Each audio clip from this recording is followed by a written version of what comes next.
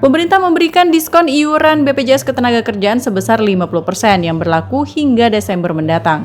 Dari nilai normal sebesar Rp16.800, kini para pekerja bukan penerima upah atau informal hanya perlu membayar setengahnya saja, yakni Rp8.400 per bulan.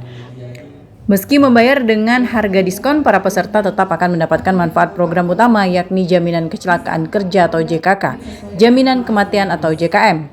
Kepala Kantor BPJS Ketenagakerjaan Cabang Palembang, Nofri An-Nur, menjelaskan program diskon dari Presiden ini bertujuan untuk meringankan beban dan melindungi para pekerja mandiri.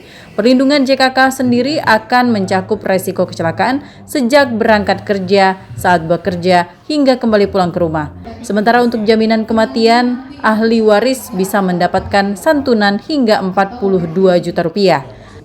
Dengan Pak Sekda dan pemerintah Kota Palembang tadi kita membuat gerakan jaminan sosial, ada perisai tadi di RT RW, yang harapan kita nanti tenaga kerja informal ini bisa terlindungi, karena memang tenaga kerja informal ini yang banyak belum kita bisa terlindungi. Mohon maaf, seperti misalnya tukang PP, tukang bakso, ya kan, teman-teman kita yang kerjanya lepas itu kan,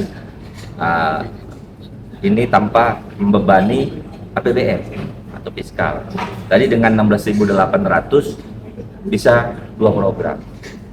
Ada program diskon dari Pak Presiden sampai dengan Desember dengan pembayaran 8.400, mereka mendapatkan hak yang sama. Kalau yang tadi disampaikan Pak Aris bahwa apabila terjadi musibah, negara akan hadir.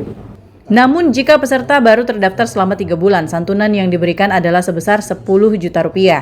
Tak hanya itu, 2 anak korban juga akan mendapatkan beasiswa agar tetap bisa melanjutkan pendidikan mereka. Bagi masyarakat yang ingin mendaftar, prosesnya sangat mudah. Pendaftaran bisa dilakukan secara mandiri melalui aplikasi JMO, website resmi BPJS Ketenagakerjaan, maupun melalui minimarket terdekat. Dari Palembang, Bambang Irawan, iNews melaporkan.